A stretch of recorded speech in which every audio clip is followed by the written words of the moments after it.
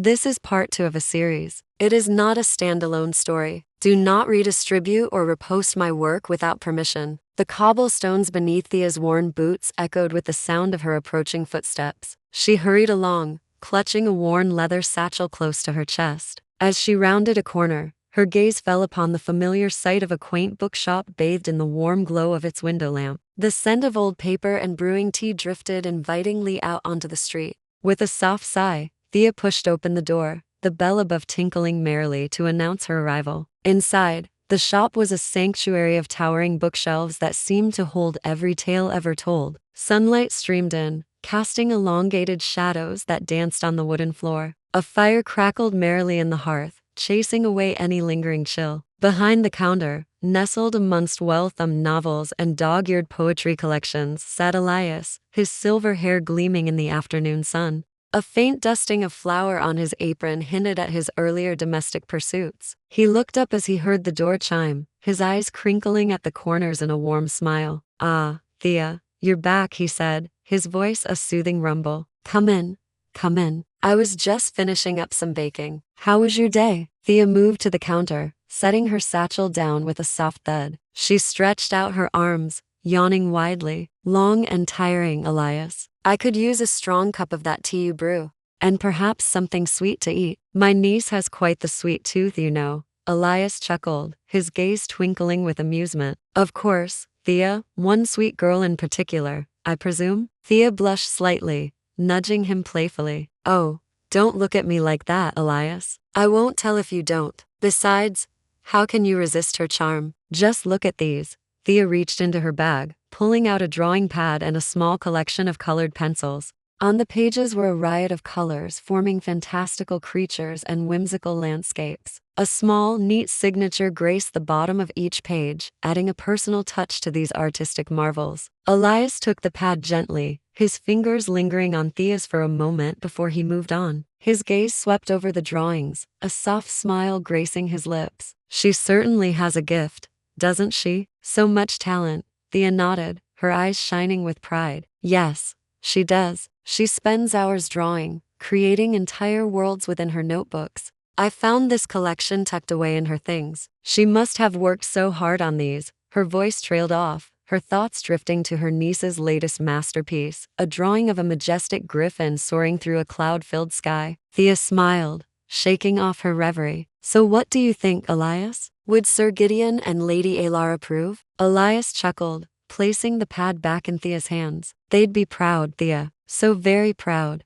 His eyes held a knowing glint. "And you are quite the supportive aunt, aren't you? Always encouraging her gifts, always there to nurture her talents." Thea felt a blush creep up her neck. "Well, she's my niece, Elias. It's only natural to be proud of her." She paused, then added sheepishly, "Besides, I wouldn't trade this for all the gold in Aloria's treasury." Elias's smile widened, his eyes twinkling with understanding. Indeed, a comfortable silence settled between them as they stood by the counter. Thea sipped her tea, its warmth spreading through her chilled fingers while she watched Elias move with practiced grace behind the counter. He poured steaming water into a teapot, the fragrant steam carrying the scent of cinnamon and clove. He hummed softly, a melody as comforting as the aroma wafting through the room. Glancing up, Thea met his kind gaze. The shop was dim, the late afternoon light filtering in soft and golden.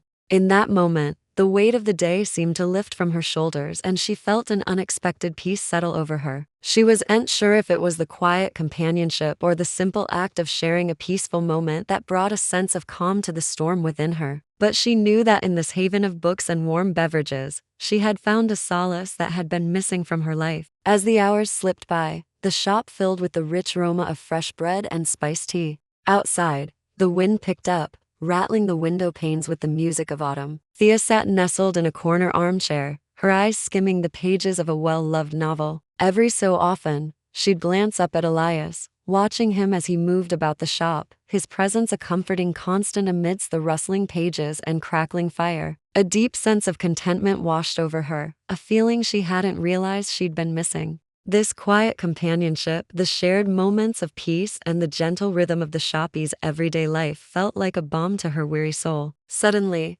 the bell above the door chimed, announcing a new arrival. Both Thea and Elias turned toward the entrance, their gazes meeting for a fleeting moment before they looked away, each lost in their own thoughts. A gust of wind swept in, carrying with it the scent of rain and fallen leaves. Through the window, Thea watched the vibrant hues of autumn dance in the wind, painting the landscape in shades of crimson and gold. She inhaled deeply, savoring the crisp air, feeling alive and connected to the world around her. As the day waned, the shadows lengthened, stretching across the bookshop floor like silent dancers. The scent of wood smoke and cinnamon lingered in the air, mingling with the musty aroma of aging paperbacks. Thea marked her place in the novel, setting it down on the table beside her. With a contented sigh, she turned to Elias, who stood by the counter, his profile illuminated by the flickering firelight. "Thea, my dear," Elias said, turning at the sound of her voice. "It's getting late. Are you sure you won't stay for dinner? I was planning to make a vegetable stew. It's one of your favorites, isn't it?" Thea hesitated, her gaze dropping to her lap. "Thank you, Elias. That sounds lovely, but I really must get home. Niece will be waiting for me. Besides, I need to finish my potion research. There's an upcoming conference and I want to be prepared." She forced a smile, hoping it appeared convincing. Elias regarded her with a mixture of understanding and concern in his deep-set eyes. "Of course, Thea. Of course. You work so hard. I sometimes forget that amidst our scholarly discussions." His voice held a hint of regret. "I do apologize. It's just that I enjoy your company, Thea. You bring a certain joy to the shop, a vibrancy that lifts the spirits." Thea's throat tightened, her carefully constructed composure crumbling a bit. I appreciate that, Elias. Truly. And I do enjoy our conversations as well. But my duties to my students and the upcoming conference, it's imperative that I focus." She rose from her chair, her movements stiff from hours of sitting. "I'll come by tomorrow though." "Yes," Elias said, his voice softening. "Of course tomorrow." Thea hurried through the bustling market square, the fading sunlight casting long shadows around her. Her pace was brisk, her steps echoing the urgency in her heart. The thought of facing another evening alone, another night of empty sheets and silent hallways spurred her on. She needed to reach the sanctuary of her home, to lock the door against the encroaching darkness. As she rounded a corner, her gaze fell upon the familiar sight of a quaint bookshop bathed in the warm glow of its window lamp. The scent of old paper and brewing tea drifted invitingly out onto the street. A sudden pang of longing shot through her, a yearning for the solace, the shared quiet found within those four walls.